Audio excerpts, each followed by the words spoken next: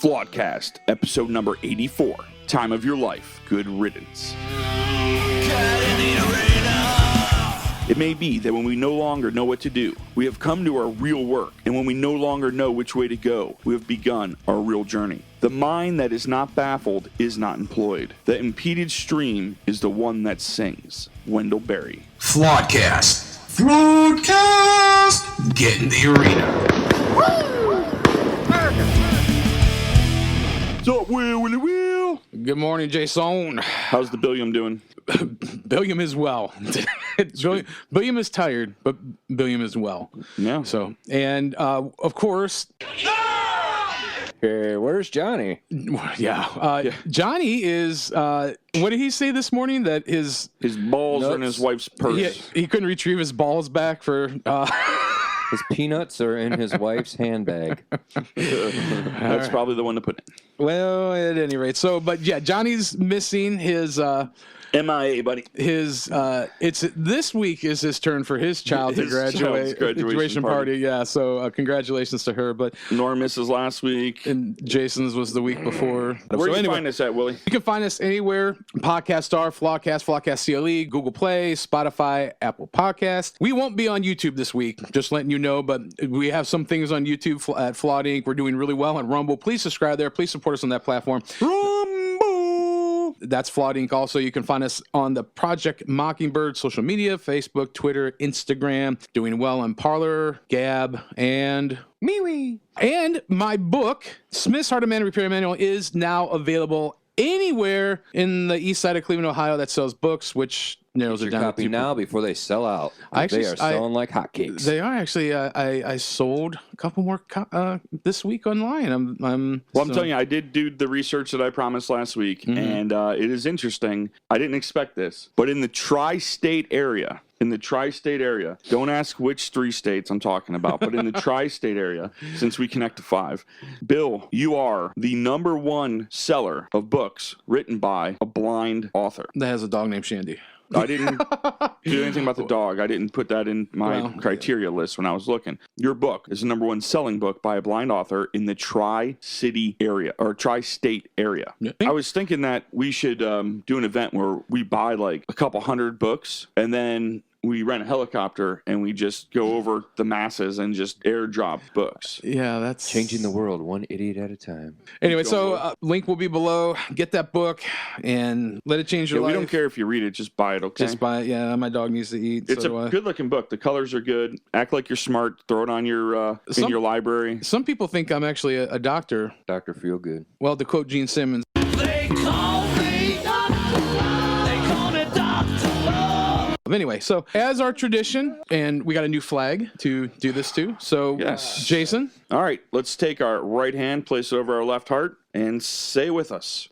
I pledge allegiance to the flag of the United States of America and to the republic for which it stands, one nation, under God, indivisible, with liberty and justice for all. More God. This episode, if you find this on YouTube, then Susan Wojcinski has been removed from her position, apparently, who is the CEO of YouTube. But nonetheless, what I wanted to talk about this week is this episode, we are going to take a big step back and evaluate the timeline of things that has happened over the last year and a half to bring us to this place where we're at now. And have a couple of things here, but this is going to be more off the cuff, which is our specialty, apparently. And want to talk about some things. We want to get into some quotes, and we're going to do that. So for me, in the autumn of 2019, I started feeling this overwhelming sensation of brace yourself. The fit's getting ready to hit the shan. I didn't know exactly what fit was hitting what shan, but we're getting ready to talk about it. And the overlying thing that you need to look at as you're entering in that time frame, the overriding thing is the 2020 presidential election. And also there were, local all the way up the chain. So 2020 was a big election year. There was a massive restructuring of power and installation of powerful entities and people. I'm going to word it that way. But as we see, everything that has happened in the last year and a half, I believe, was purposeful. I believe it was engineered for specific reasons. And I want to start to get into some of these things, everywhere from the election to the quote-unquote COVID pandemic. It's called the China. virus. But nonetheless, so then you had this quote unquote COVID pandemic with all these mandates, church shut down while the nudie bars are open. And then, you have a lockdown, which you only lock down incarcerated people, not free people. And then you had these quarantines, which you only quarantine sick people, not healthy people. So there's this big shift, not only in the draconian power structure, but also in the verbiage. And I've said this before, if you control the language, you control the narrative. And then so, it goes down to my favorite episode that was banned is episode number 40, how the Democrats are going to steal the 2020 election. We nailed it. So you're introducing this fear, this panic, these rules to have quote unquote mail-in ballots. We just talked about how they're instituting these mail-in ballots, which aren't the proper way to conduct voting by mail. Yeah, they're not absentee ballots. Exactly. So they're then, mail-in ballots. Right. So then the November 3rd was the election. And then fast forward, there was an attempt to get election integrity. Then you fast forward a little bit to January 6th. Solemn, saddest day ever in American history. A day that will live in infamy that is far surpass the atrocity of Pearl Harbor.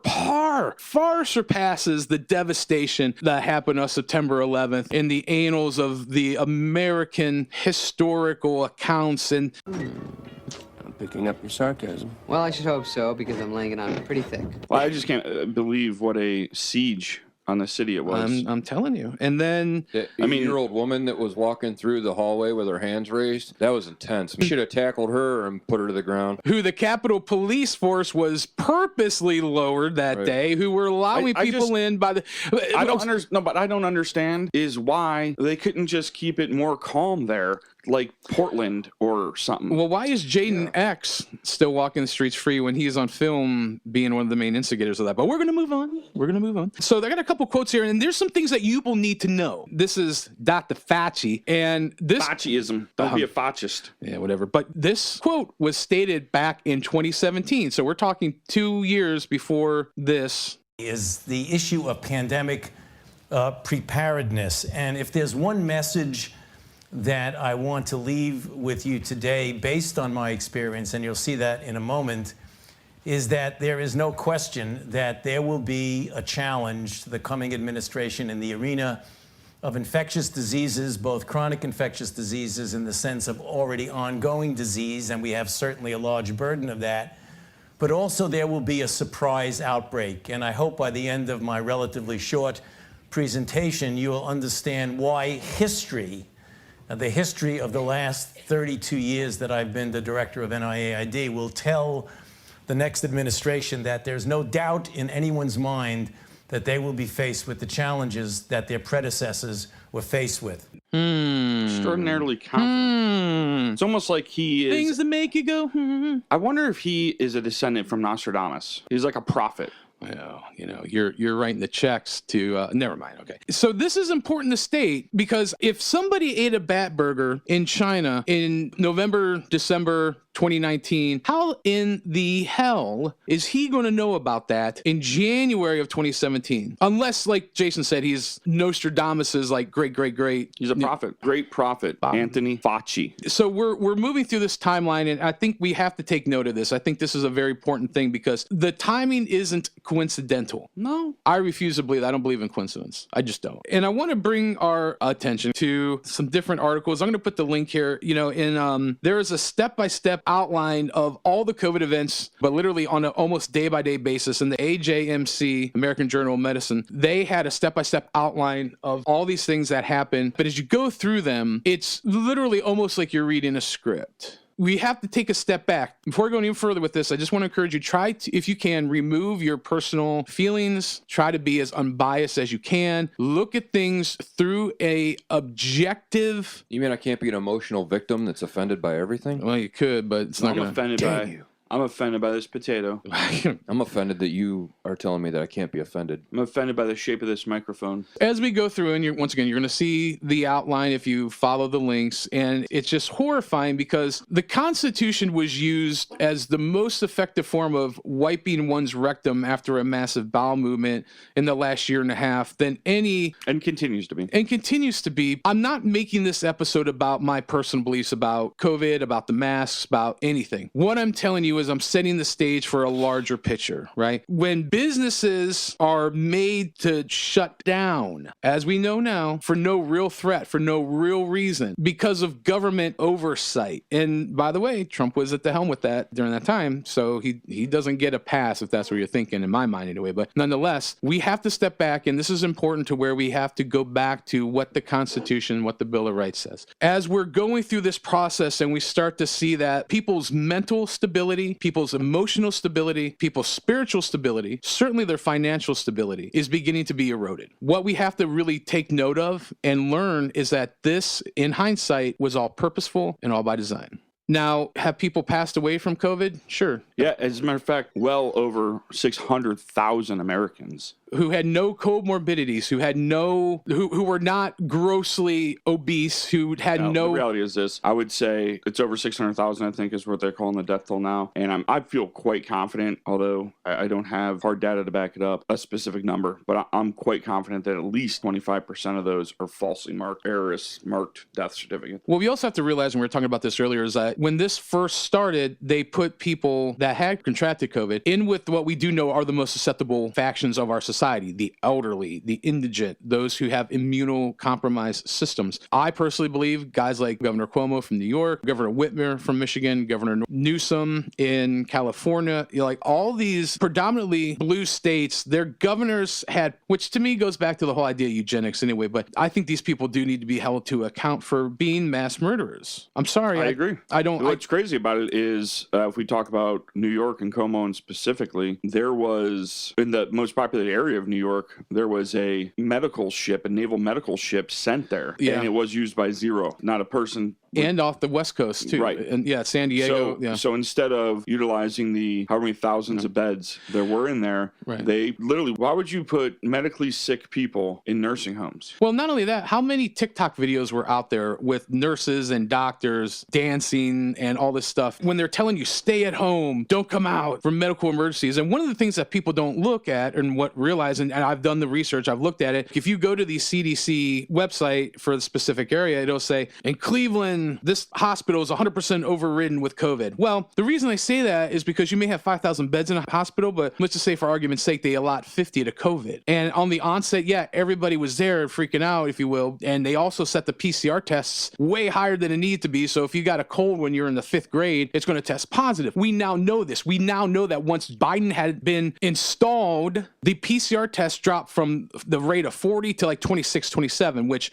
now you see a dramatic decrease, right? It's all theater. It's all to give the illusion, right? Let's just pick up from there because now we're at this point where this is happening. There's panic. There's misinformation. And then as this stuff happens, episode 40, we talked, if you can find it, I think it's still on Spotify, how the Democrats are going to steal the 2020 election, called it. And then 2 episodes later, we had one called Love and Justice Are Blind, which Jason, I'll never forget this. He came to my house and I had this look on my face like, uh-oh. He's like, what's wrong? I'm like, you didn't hear. And I had to break the news to him about what happened with Saint George Floyd. They have a 700-pound statue of him now. No, I'm looking, you trying to trigger me. But is he holding a gun to a pregnant woman's stomach in that? No. That's not part of it. A peaceful giant. Yes, love it. Yes. But anyway, so we have a perfect storm of we have to protect the public from this disease that has a over 99% survival rate untreated. So you're causing division, you're causing strife, you're causing confusion in that regard. Hey, let's bring on another front in this battle. Let's cause this racial division. Let's cause this more division between the police, the rank and file, everyday, hardworking, good-hearted American first responders, and the quote-unquote the narrative is being set. So we got all these things working, right? So we got more and more division. We got more and more confusion. All this time, there's this race to start we got to get a vaccine. We got to this, and this. While every doctor that talks about hydroxychloroquine, remdesivir, to have high doses of vitamin C, vitamin D, and zinc, and having a healthy diet, having a healthy lifestyle are the most effective way to combat not just COVID, but most illnesses, period. It's crazy, I know, but you got to equip us with this thing called an immune system. Right. I know, hard to believe. Well, your immune system's over 95% effective, and they say that the shots are like 80 to 90% effective. At what? Well, sterilizing, causing inflation around the heart, causing the lungs. Another teenage boy die. Yeah. Anyway, so we're going to get into that in a moment. So let's keep progressing as we go down here. Now I think we're moving into the summer where every single major metropolis in America was razed to the ground. Brought to you by the loving, compassionate folks of Antifa and BLM. And all the while, our first responders, our people that actually care and they're trying to protect this country, are being villainized. And I've stated my belief on authoritarianism and police, all that stuff before. But the reality of it is that there is a very thin line between anarchy and mob rule and rule of law. And we're now literally treading that line in the most dangerous and callous way. We're straddling it. You're right. So now we're starting to move into the fall where the presidential elections are picking up. The fervor, and this is where I have a big problem with the Republican Party because they've dropped the ball. Like all this mail-in ballot BS should have been stopped. Legislatively, it should have been stopped. And we went through a lot of the states when we were going through that episode 40. Each of these states have state constitutions that speak specifically how you should conduct absentee voting. We went through Ohio's absentee voting laws very succinctly and very specifically, but those weren't adhered to. On a mass level, they weren't adhered to. And the biggest thing that I want to talk about in regards to election integrity, and we're going to get into this in a moment. Listen, if you believe that in 2022 there's going to be a big change, unless we stand up now and insist on election integrity, nothing's going to change. It's just going to get worse. You're going to have literally the House and the Senate are going to be full with idiots like Amar and AOC, right? So let's keep progressing. So now we're moving into the fall, the fervor of the inflated numbers from COVID, the fervor is getting picked up. Trump's being more and more villainized. Joe Biden is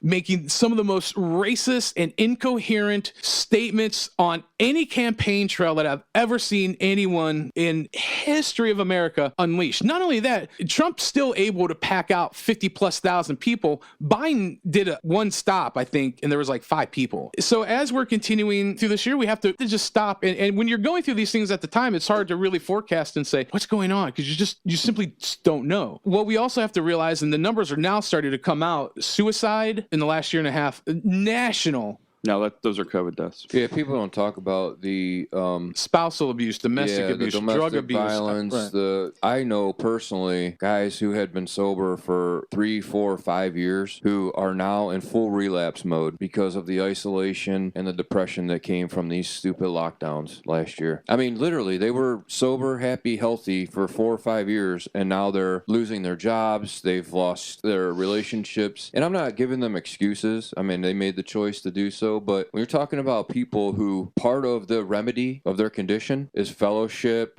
and meetings. Or idle hands do the devil's work. Right. Yeah. So, I mean, they had to lock down. They had to set their careers aside, or lose their career, or quote unquote work from home. And some of these guys, one friend in particular is a single guy, had his own apartment, was thriving, doing great, and the isolation from COVID kicked in, and now I'd be surprised if he even makes it. Literally, I mean, he's on the verge of death because he started drinking again. And that's the real toll of what we're talking about. There's a purpose for this. Thank you, Norm. And I respect your opinion tremendously because this is what you do. This is what you know. But that goes unstated, like you're saying. At this time, the churches are shut down. We're moving to where, like I think Norm quantified, where stability and these things that bring structure to people's lives that they rely on, whether they're in recovery or whether they're just whomever, all people rely on structure. All people rely on habits and things Friendships. Yeah.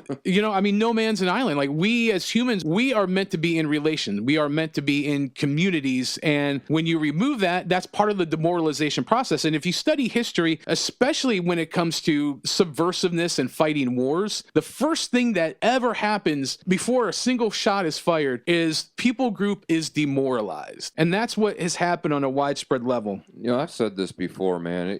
Research the Spanish flu and what that did to this country. I mean, that killed like 50 million people legitimately within a few months. You wouldn't have to tell the American people to do anything. You wouldn't have to command lockdowns. And I'm not saying COVID wasn't real. I mean, I'd be shocked if the death toll was even 10% of what they've told us. just based strictly on COVID. But if you look at something like the Spanish flu, the American people would bond together and help their neighbor and do the right thing. And if it was necessary to shut businesses down and close things, you wouldn't have to command us to do that. Right. I believe you're right. We would do that because it would be needed. Right. That's just, as Americans, that's what our culture is built upon. But to try to get back to this timeline, so as we're going now into the fall, there's little subversive things to me that are interjected. Like Andrew Yang was one of the Democratic contenders, if you will, and he starts to introduce the idea of universal basic income, UBI. Everyone's going to get $1,000 a month. Ooh, this guy knows what he's talking about, right? So there's this idea planted in addition to free college, in addition to free healthcare, in addition to blah, blah, blah, blah, blah, right? So as we continue through this timeline, we're getting closer to the election. And I just remember during this timeline thinking to myself, something is rotten. Something stinks. There isn't something that is adding up, at least to me. And now in hindsight, I can kind of look back, and any other election I've ever watched, where Trump was at in the portion of the night, they would have called it. If it were Obama, if it were the Bushes, whomever, they would have called it. Should have been called for him before midnight. Absolutely. And then all of a sudden, and this is what people don't want to talk about, this is why we're not going to be on YouTube this week, so I hope you're listening on Rumble,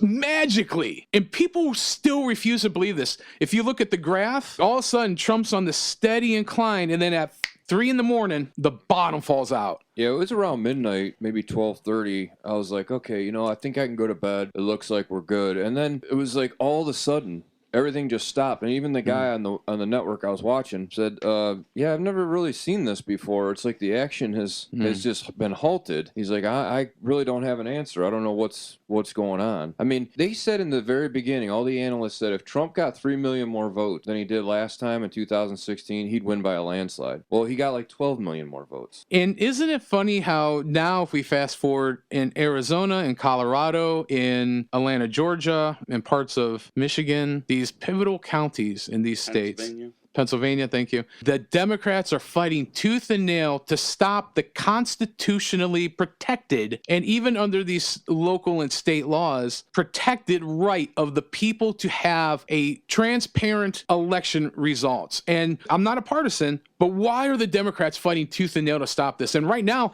as I've been following the recount in Arizona very, very closely, and by all means, it looks like St. Trump won it. How do you have more votes than you have people in a lot of these counties? Right. We discussed that. It's called mail-in. And then all these ballots that came in, mail-in ballot, and they only voted for the president. And they're not even folded. They're not even signed. They're not, they're starting to do the research from people's freaking cats, which is something we talked about. They're from dead people, So now we're starting to see the picture. Oh, there's this killer disease. Oh, we can't leave our house. Let's vote by mail.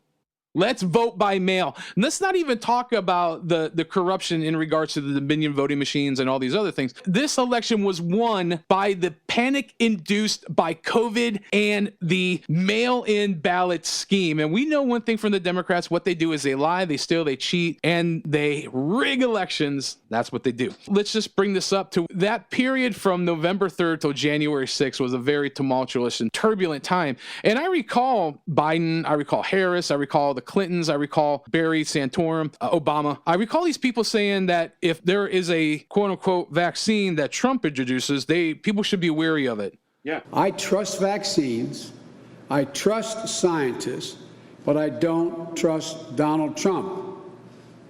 And at this moment, the American people can't either. If the Trump administration approves a vaccine before or after the election, should Americans take it, and would you take it? If the public health professionals, if Dr. Fauci, if the doctors tell us that we should take it, I'll be the first in line to take it. Absolutely. But if Donald Trump tells us that we should take it, I'm not taking it. No, I'm not taking this. Our vice president said she will not take. She'd refuse it. She'd refuse it if it was from a Trump administration. But once again, we don't think about that now. People are injecting literally it could be sterno into their veins. We don't know. They're not listing the ingredients. But, when Trump's doing it, the people that are pushing this, they're like, no, we're not going to do this. So did you guys ever hear Joe Biden talking about how he put together the most extensive voter fraud organization in history? We have put together, I think, the most extensive and inclusive voter fraud organization in the history of American politics. No, if you say so. Oh, son of a bitch. But nonetheless, so let's keep moving forward. So here we are, the day that lives in infamy, the day that not rivals but eclipses Pearl Harbor, September 11th, the insurrection on the Capitol building, the siege, the riot, the brutality, the most violent uprising without guns, the most deadliest assault on public land ever. Oops, I'm sorry, that I was thinking about Portland for a moment. Excuse me. Oh, I was thinking about Minneapolis, St. Paul. Those were protests. Peaceful protests. Those were peaceful. Hardly. There was only a couple of people that were rowdy there, and some rabble rousing. They didn't burn anything or throw anything at police officers or kill anyone or punch or stab anyone. Oh, wait, which one am I talking about? Am I talking about Washington or am I talking about? Well, we were talking about Washington, yeah. The riot. There's a lot of stuff coming out now. And before we had this discussion about Ruby Ridge, we had a discussion about Waco, Koresh. We had a discussion about Oklahoma City, Timothy McVeigh. We had a discussion about actually September 11th. We had a discussion about the first World Trade Center bombing and something called false flags. False flags, which, you should look that up. Throughout history, there's been plenty of false flags. Gulf of Tonkin, the event that got us into Vietnam, but I'm not gonna go. Maybe we'll do a whole episode about those one day, but I'm not gonna go too deep into the woods now. But basically, law enforcement provocateered certain things and riled up certain people, like all the Q-tards, to think they're gonna have a violent insurrection. But what happened was it was John Q. Public, Grandma, and Grandpa being escorted by Capitol Police through the rotunda, and you got the guy who looked like Chewbacca, the Q shaman they called him, praying in the chambers. So now the question we need to ask ourselves, and I need to bring something to your attention because this is like literally all over the internet right now. Tucker talked about this. Steve Bannon has talked about this. My boy Alex Jones has talked about this. They've had this guy on their show who wrote this article. This is in revolver.news. I'm going to put a link. It's important that you read this article because this is directly challenging the narrative. It says unindicted co-conspirators in 1-6 case raised disturbing questions of federal foreknowledge. Big word. I just wish you could look at Jason's face. What this article very strategically and very eloquently puts is the foreknowledge of different law enforcement agencies in regards to the months, the days, the hours, the minutes, the seconds, culminating up to 1-6 insurrection. Now, one thing we need to realize is that Trump supporters, pro-American, pro-Constitution, pro-first, pro-second, God-fearing, just salt of the earth people that came to support the president and this country, they didn't cause any trouble. They weren't the rebel rousers that they're being villainized and victimized for. But I'm going to put a link. You need to read this because this is important that we start to blow this narrative open, because as you see, the overwhelming support and the overwhelming evidence was literally snuffed out and silenced that the election was rigged. And you see that there were seats in the Senate and seats in Congress that they discovered the election fraud and they were overturned. And it's just a larger picture of what happened. I want Jason to read this next quote, this next article, and then scripture where we're starting to get into how things are now starting to shift, because we started with this overinflated report of this virus that literally in hindsight now, to me, the best analogy I can give is using a bazooka to shoot a mouse. To whereas now you see that division in so many fronts. We talked about with the mail-in ballots, we talked about with George Floyd. There were like a litany of other racially, quote unquote, motivated incidents to help propagate this, to help, spread that BLM, that Antifa, quote unquote, message, if you will. Okay, now they're mandating vaccines. I don't know why. My body, my choice only applies to murdering people. I don't know why. Consult your physician, which is on every single pharmaceutical commercial ever. It's by law. By law is no longer applicable. And we're now starting to see this purposeful segregation, this villainization of people who we're seeing that there are legitimate places in America that are discontinuing employment for people who aren't taking these things. Right. This isn't hyperbole. This isn't me being excessive or conflating things. This is a fact. So it brings us to now we have to start to look back at where we were. The churches have shut down. Most of the churches have capitulated. Now I'm even seeing commercials where where pastors of big churches and things like that are now encouraging people to take these shots, do this and that. We now see a full-on assault, like we talked in last week's episode. I gave the sound clip where the assistant director of the FBI is now saying if there's even a sitting member in Congress or a prominent person who is a Trump supporter, we now need to arrest them and question them. We call them terrorists. If you have any type of belief of Trump or support Trump in any way, you're a terrorist. There's been a great divide. There's been this chasm that's created on purpose. To me, the starting point is in February of 2020, when quotes of somebody eating a bat. For the first time in history, somebody ate a bat burger, and now here we are. So, and it brings us to this where Joe Biden just said this week. I feel like it's like a taunt.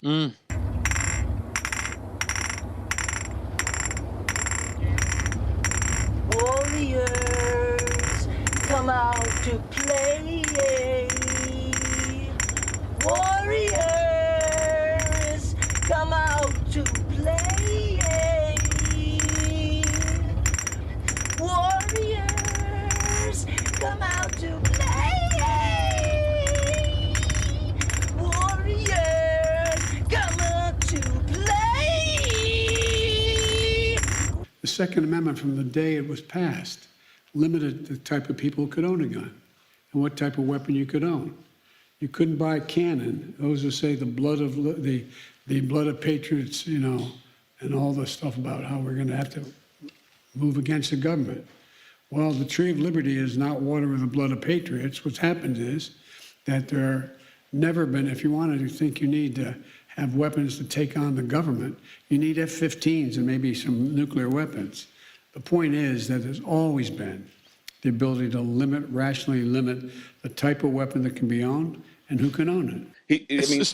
He's saying that you couldn't. We'll blow you out anyway. 1, 2. He's saying I can and will limit guns. We talk a lot on the show here, predictive programming. And the funny thing is, if you watch that speech, he tries to say this quote, and this is one of my favorite Thomas Jefferson quotes: "The tree of liberty must be refreshed from time to time with the blood of patriots and tyrants." And this individual completely manipulated that he couldn't even get it out, but the part that he got it out, he was inferring that patriots have now become the tyrants. And now the tyrants are the patriots. There's a complete inversion of reality. 2 + 2 does equal 5, Winston. Jason, if you could read this verse, I would appreciate it, because I think to quantify everything, whether it be mainstream media, whether it be the politicians on both the left and the right, predominantly the left, whether it be a lot of the medical professionals that have gone and acquiesced with this, because any professional in the medical industry that has come out and spoken against treatment to prevent, treatment to cure, or to heal COVID has been literally blackballed, shunned, deplatformed. People don't want to hear that hydroxychloroquine and remdesivir and vitamin C, vitamin D, and zinc are the most effective thing, because they're not making money. You can give somebody a 3-month dose of hydroxychloroquine for like $15. Big Pharma isn't making any money. Go ahead if you can read this. I think this quantifies on a spiritual level kind of where we're at with things. So John 8:42-47 from the Amplified Bible. Jesus said to them, "If God were your father, but he is not, you would love and recognize me, for I came from God, out of his very presence, and have arrived here. For I had not even come on my own initiative as self-appointed, but he is the one who sent me. Why do you misunderstand what I am saying? It is because your spiritual ears are deaf, and you're unable to hear the truth of my word. You are of your father, the devil, and it is your will to practice the desires which are characteristics of your father. He was a murderer from the beginning, and does not stand in the truth, because there is no truth in him. When he lies, he speaks what is natural to him, for he is a liar and the father of lies and half-truths. But because I speak the truth, you do not believe me, and continue in your unbelief. Which one of you has proof and convicts me of sin? If I speak truth, why do you not believe me? Whoever is of God and belongs to him hears the truth of God's words. For his reason, you do not hear him, because you are not of God, and you are not in fellowship with him." Read verse 44 again. That's the linchpin to this whole thing. "You are of your father the devil, and it is your will to practice the desires which are characteristics of your father. He was a murderer from the beginning, and does not stand in the truth, because there is no truth to him. When he lies, he speaks what is natural to him, for he is a liar and the father of lies and half-truths. One translation said his native tongue is a lie. And what is so predominant right now throughout media, throughout culture, we've been saying it last couple episodes, people prefer deception. They don't want the truth. And I say this a lot, the truth is never sexy. So let me share this quote from George Washington. In lieu of what Jason just read, I think we need to pucker up and listen. Government is not reason. It is not eloquence. It is a force, like fire. It is a dangerous servant and a fearful master. Never for a moment should it be left to irresponsible action. George Washington said that.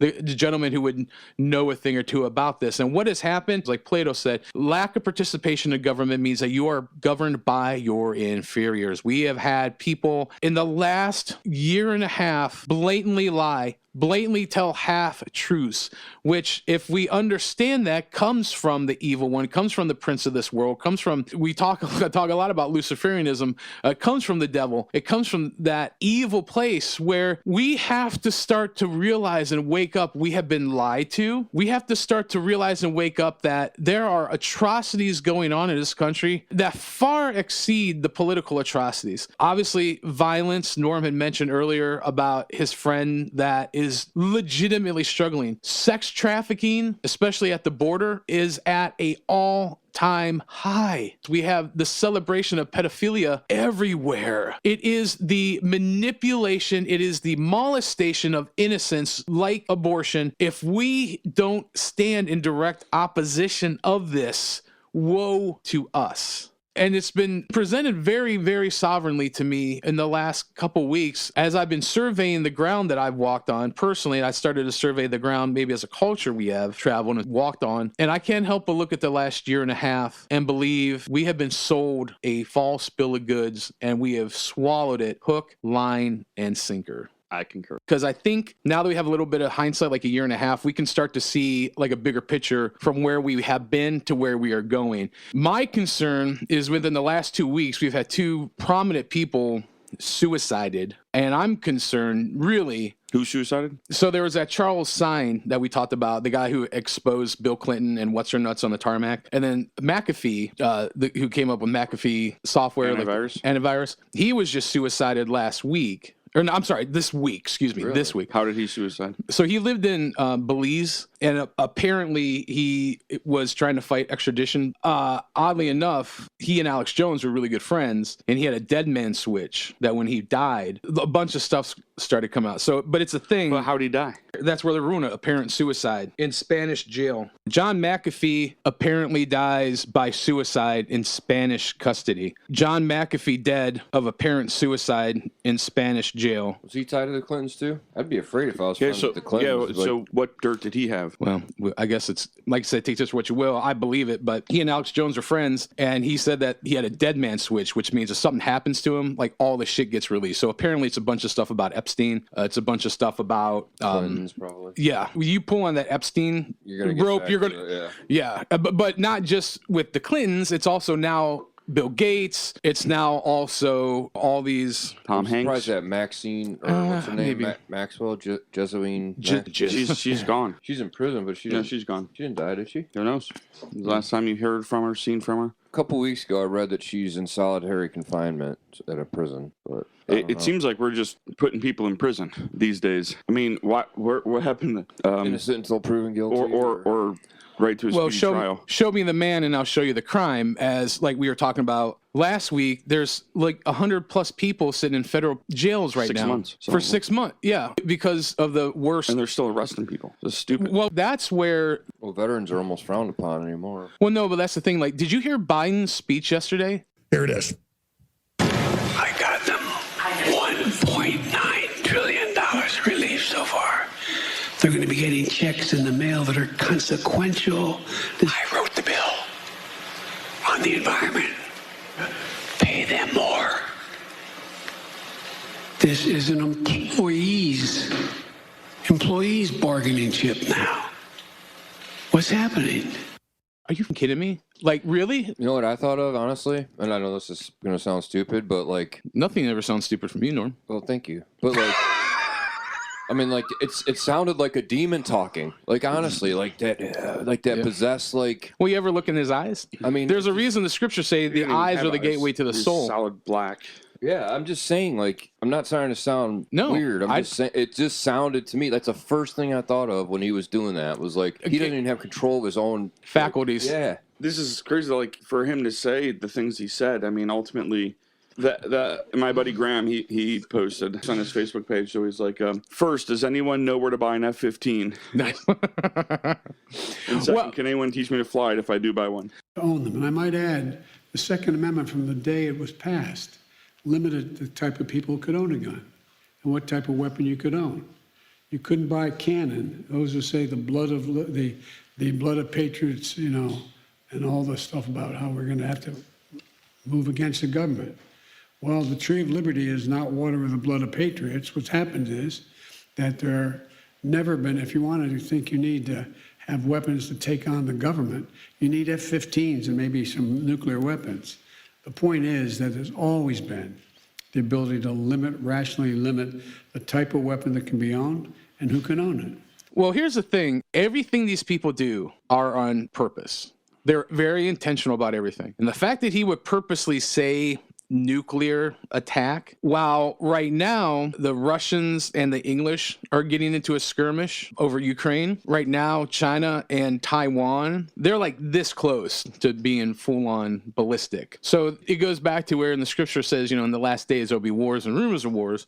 So we're just, my gut tells me we're going to see a lot more people suicided. My gut tells me... Well, they're going to have to go on a rampage to get rid of everybody that well, no, you know, it's like the JFK thing, how people mysteriously disappeared who knew stuff, you know. And that's the thing. Once again, people are going to be suicided. I think there's going to be some false flags, which if you look throughout history, like the Gulf of Tonkin, 9/11, these are all like really, really famous false flag. Oklahoma City, I know you know about this, we've talked about this, but there's been this concerted effort since the late 70s, right after the Ford administration, to start to villainize patriots, veterans, Christians, Second Amendment, First Amendment advocates. And it started back with Ruby Ridge. And then you can see once you study Ruby Ridge how it's like a tree with all these extending roots to where Waco was a false flag. Oklahoma City was a false flag. The first... those two are directly tied together. Absolutely. Well, and they're all tied back to Ruby Ridge.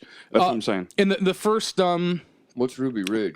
Oh, you don't know Ruby Ridge? Wow. What was the name of that documentary on Netflix? I don't remember the name of the documentary. But, excellent documentary. But even the first to get away from it was a guy who was like ex-special forces. He was like Vietnam era. Yeah, I don't know about if it was, but anyway, he wanted to get away from. He was society. Ex-military. He wanted to get away from society. He and his wife and kids, and so he bought this place out in the middle of nowhere, which is Ruby Ridge. So it just happened to be within 50 miles or something of this white supremacist headquarters. And he ended up being invited to a meeting there, and they had, you know, FBI inside the group or whatever. And the FBI agent approached him, and he was just checking it out. Well, and he brought his family because there's nothing out there, right? And they do like picnics for the, you know what I'm saying? It's like. So he didn't know it was a white supremacy meeting? Maybe not. Yeah, but it's not, it wasn't like. They were like burning crosses as they were driving down. No, it wasn't like that. But it wasn't necessarily part of the group. He, like Bill said, just kind of checking it out. And he was approached by this FBI agent. Undercover. No. It was ATF. Okay, ATF, who said he'd pay him to modify shotguns by sawing off the barrels, which is illegal. You can only, a barrel has to be so long. And he needed money. So he's like, okay. And he did it, and they raided his house. And again, he was set up. They tried. He was set up to be able to protect himself, of course. And he's got young kids, wife, all that. Yeah, wife and handful of kids. And they end up killing his wife, killing his oldest son. First, they killed his oldest son, a shooter. Killed their dog. Yeah, so his son came out. Trying to looking for the dog. Yeah, the dog got killed. Yeah. He came out looking. I'm starting to remember. The son gets shot. Yeah. They take the son into the barn, and they've got him pinned down in the barn, the husband.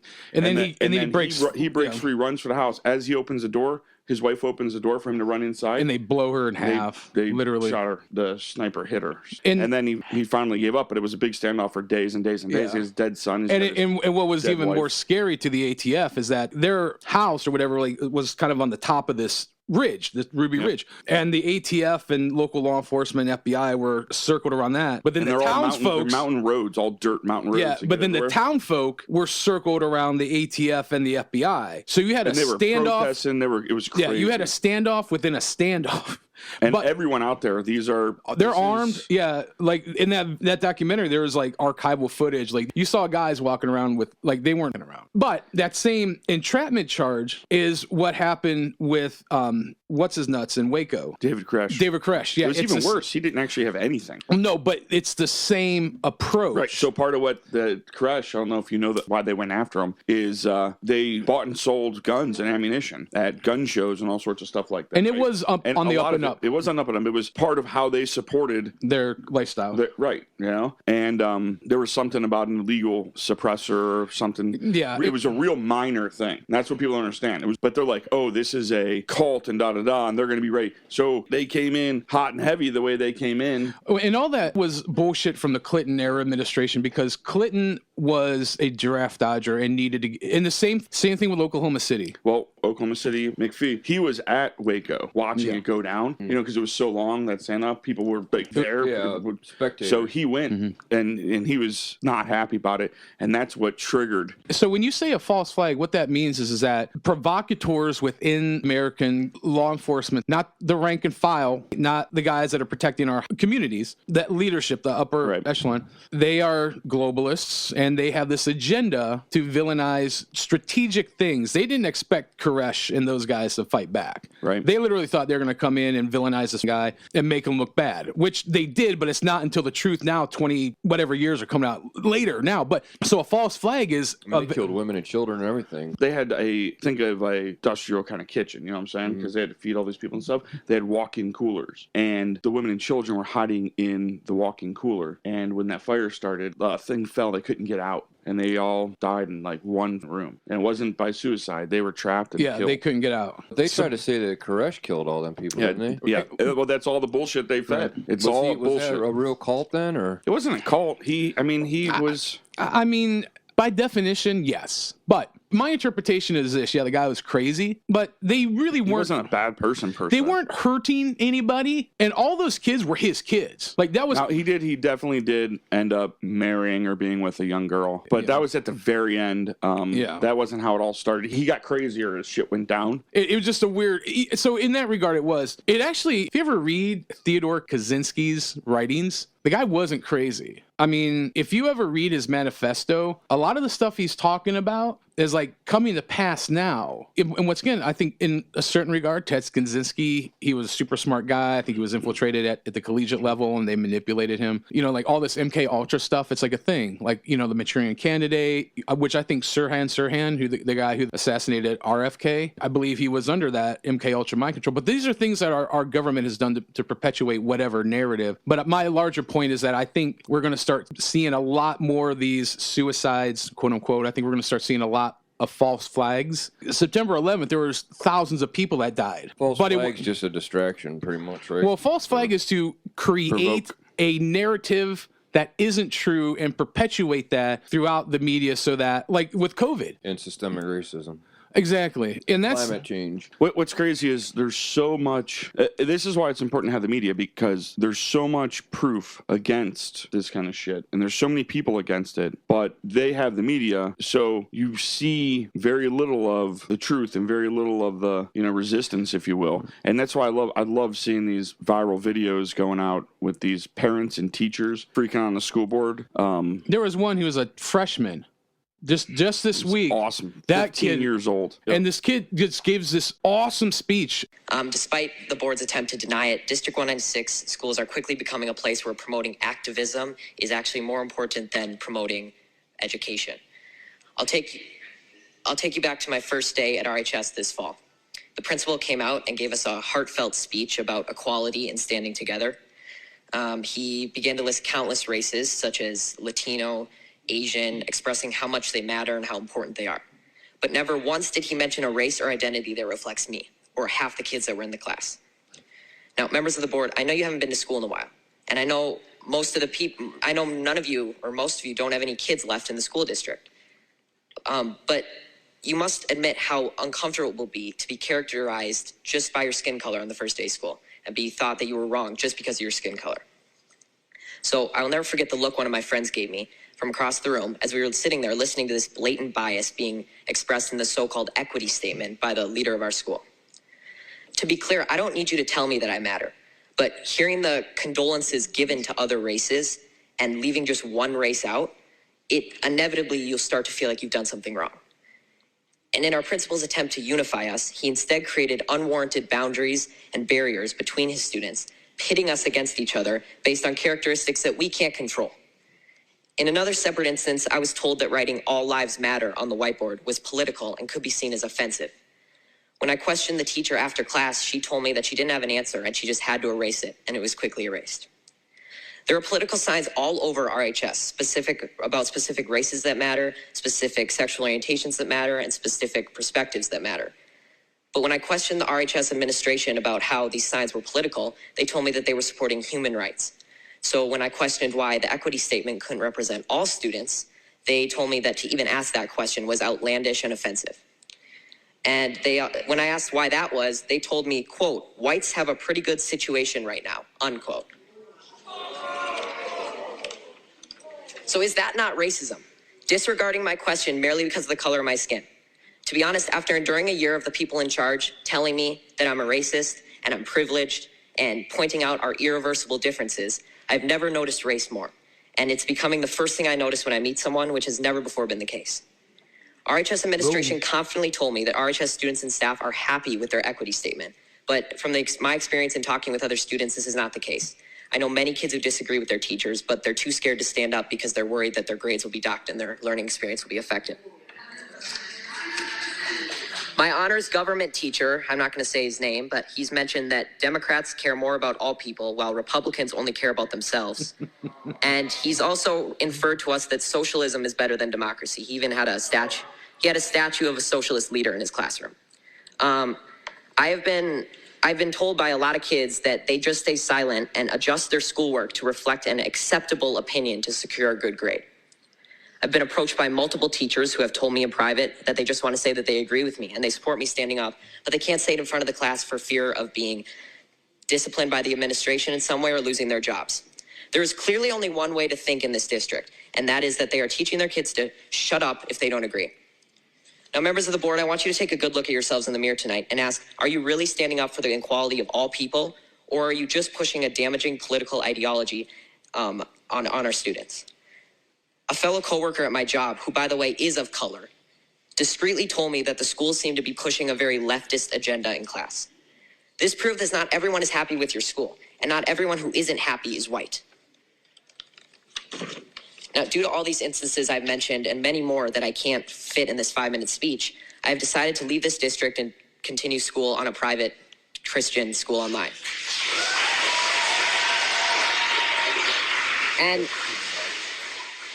And there will be sacrifices, and I will not get to walk in the graduation ceremony or attend milestones at RHS, but I will be able to learn in an environment that is not intent on punishing me daily for my skin color and political views. Now, regardless of how you take my speech, whether you just shrug it off as malarkey or Fox News talking points, I encourage you to think about it, because someday I'm going to be a leader. I may be the president, a governor, or just a professional golfer. But I will never stop believing that everybody has value, no matter their skin color or personal beliefs. And it's a shame that you're not going to be able to say that I was an alumni of RHS in District 196. Thank you. Dude, I would be so proud of my son there. Yeah. No, dude, that was awesome, and it was so well written. And he even calls him out being like, yeah, whatever you're going to do with this, you may just call him malarkey. You know, he preempted because a lot of stuff people are going to say. It was just a bunch of hogwash. Right. Just a stupid little kid. Yeah. It was so well done. Like, so well done. I believe the children are our future. Teach them well and let them lead the way. But there's something going on right now where there's people who can't see the truth, who can't recognize the truth. You know, and I have close family members who people prefer deception. Yeah, So I had this conversation last night, but I go, hey man, Bill said it in our podcast twice, this last podcast, about how people prefer deception because it's easier to just be like, no, everything's rainbows and sunshine, right? It's easier to think that, and that's where the media comes in. Yeah. And people won't take the time, and that's where all the news these people get is either what's in mainstream media or what's put on their social media post. And we already know that they control what you see on social media. I don't want to be a certain way, but I my gut tells me, and very soon we're going to start to see even more devastating outcomes or side effects of this. But the whole idea, the whole narrative is never questioned. And, you got legitimate racists like Don Lemon, and, you got Chris Cuomo, who, I mean, the guy's dumber than a bag of rock. I mean, like Chris Cuomo makes Joe Biden look like an intellectual giant. Well, and he comes from a family. That's the only reason he's there. You love how his brother just sidestepped all those sexual allegations. And, you don't even hear about yeah, exactly, yeah. Mass murder, let me rephrase. Yeah. Well, him, Whitmer, Northam in Virginia. Lightfoot. Well, and this is why. I mean, Lightfoot because of the violence and stuff. And this is why you can't allow. Well, can't allow us back in power because there will be a reckoning. You're not perfect, and you don't always say and do the perfect thing. I said, I know that. What you have to understand is I never do or say anything. I never, and you guys know this, I never do or say anything that I am not fully persuaded of is the best course of action, or at least in my worldview. And the problem with me, like we talked about last week, is like I study so much history and I look at the scriptures and I look at what's going on and I look into that abyss and I know that can make me a certain way. But where we are at is we're mirroring so many pivotal points in history. The Bolshevik Revolution, like 1930s Germany. Right now we're like late 40s China, before the CIA installed Mao Zedong. There are so many things right now, and it's not like we're focusing on fighting in Vietnam. We're in like World War II. We're in the African theater. We're in the European theater. We're in the Pacific theater. This place, that place, whatever. You got the IRS doing what the IRS is doing. We got this medical tyranny. We got Biden, I mean, literally demoralizing and making us the laughingstock of the world, where even Obama didn't make us look that bad, even with his lead from behind and that American apologetics tour that he went on and on. And that's why the Democrats hated Trump so much and made up all those lies about him, because he was disproving their narrative, that whole lead from behind crap. He showed the world that America could be independent, could be the world's greatest superpower, can be the world's greatest, if you just focused on us instead of on everyone else. Well, here's the thing: what a lot of people don't realize I'm not saying we shouldn't be charitable. I'm not saying we shouldn't help other countries. But the whole thing where we have to bring our country level down, like our economy levels down, to make the playing field more fair and equal across the globe, that's bullcrap. But that doesn't work. Yeah, exactly. It doesn't work. We already know. I mean, we know for sure. It's a 100% fact that socialism does not work. And the reason that in the short period of time that we've been a country, we've become the country, the powerhouse, is because of capitalism. And yeah, equality, equal rights, that's important.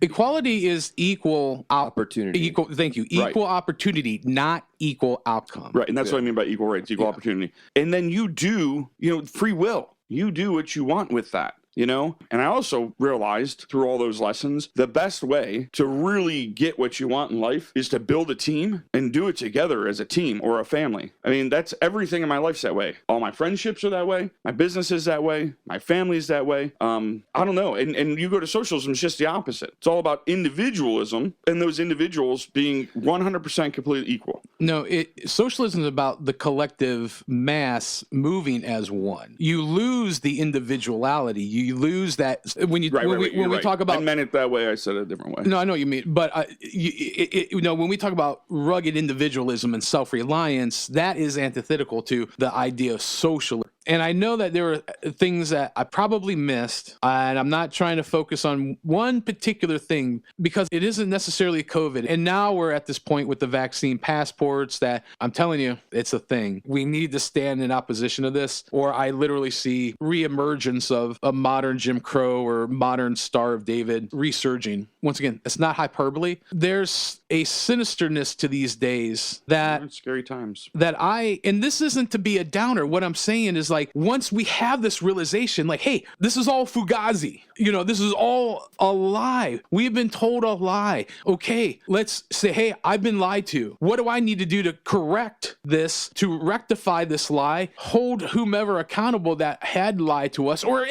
if they aren't even going to be held accountable, what can we do to position ourselves not to believe and not to listen to them anymore? We're coming in this season where people are now being suicided to. Last week, it was a guy named Chris Sines. This week, John McAfee. All these things are starting to happen. And I just see, like, through history at times like this, when the political tide is shifting and the weaponization of political opponents is now not just a theory, but being put into practice, Biden is taunting us. Mm-hmm. That's the bully in fifth period saying, hey, what are you going to do about it? That's exactly what he's saying. It's so blatant what's going on. I mean, they don't hide anything or care anymore. No, it's all coming out. And go back to the scriptures, those who have an ear, let them hear what the Spirit is saying. This isn't an episode about American nationalism. This isn't an episode about American exceptionalism. This is about, we are in death throes with the spirit of this age that's ushering us into this Revelation 13 period of history, where what we are now seeing and implemented and people are buying is a wet dream for guys like Joseph Mengele and Hitler and, Margaret Sanger, Dr. Watson, all these people who were the progenitors of the eugenics movement. And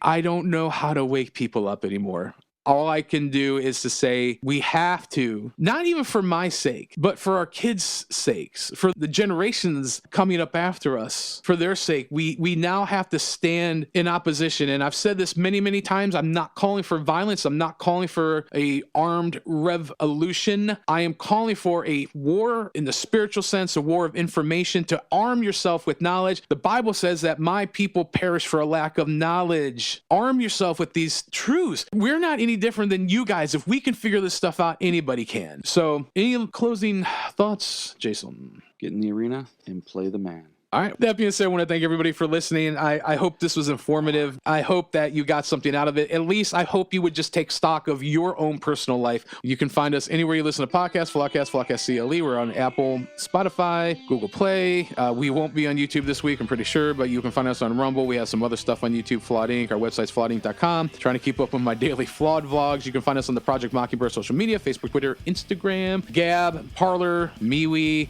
Flawed Inc., Flawedcast, Flawedcast CLE. My book, Smith's Heart of Man Repair Manual, is out. Get yourself a copy. If you want a signed copy, hit me up. To echo Jason, get in the arena and play the man. Peace. Well, that you're going to learn, Norm. That's how he is. He gets a new toy, and then he moves on to the next. Wait, what happened? What was that all about? What was that all about? Huh? What was that all about? What was what about? Whatever you just said. I didn't know. I don't like not knowing. I got begged for respect around here. I've got a song for you guys. Wasn't your brother who really died? Nah, that would have been way too easy. Yeah, that would have been too obvious. Like, that's got to be pulled out later. But I was going to sing something like this. Easily I approach the microphone, cause it ain't no joke. Tell your mama to get off of my tip, cause I got no time to give 'em my... You talking lobster? I'm talking Burger King. Sorry, it's too small of a part for me to go back any less than that. That's what you said? Nice.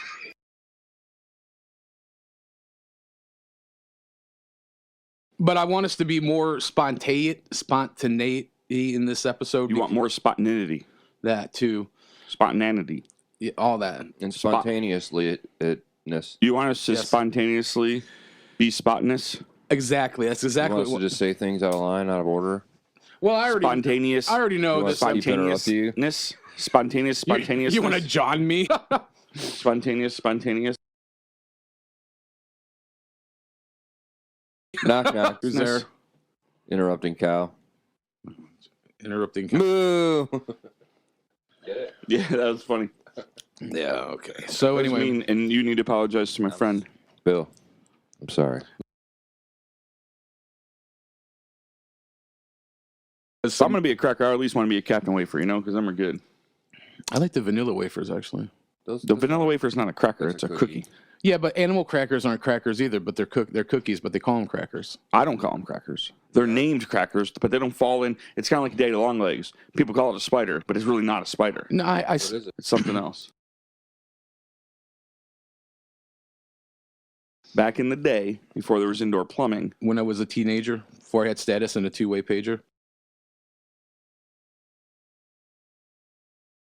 Man, you're just like an encyclopedia. Wealth of knowledge, my friend. You're like Encyclopedia Santiaca.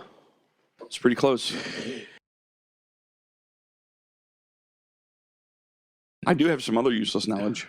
I'm sure you got a full bunch of more useless knowledge. So anyway, you don't want to hear anymore. No, yeah, hit me. Hit me with your best shot.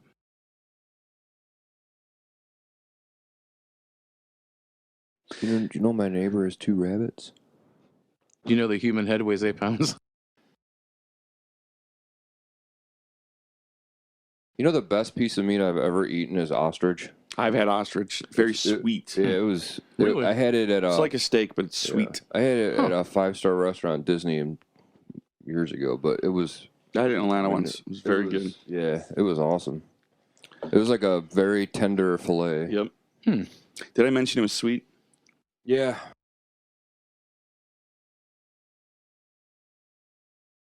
All right. Flawedcast, episode 80. What was that? As you were talking, I was. You were projecting vomit. Yes, exactly. Yes. All right. Shh.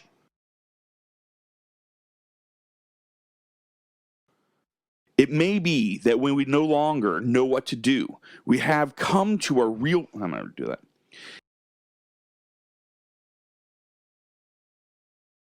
I forget what the blue field's for. I know. Now you made us all unified idiots. Yeah. Cut this part out. You think we can get Billy Joel to make a song about this timeline? He actually hasn't put an album out in over 30 years. I know, but it's something like We Didn't Start the Fire, same sort of kind of song, theme song like that. Trump won the election. Biden has a bowl of oatmeal that he has for his head. Something like that. Biden stole the election. We're not on YouTube because we're telling the truth. Anyway, wow, Willie breaking it down. I give no. I'm fresh out of F's today to give, which isn't too much different than any other day, but I'm just a little more tired today. But nonetheless, okay.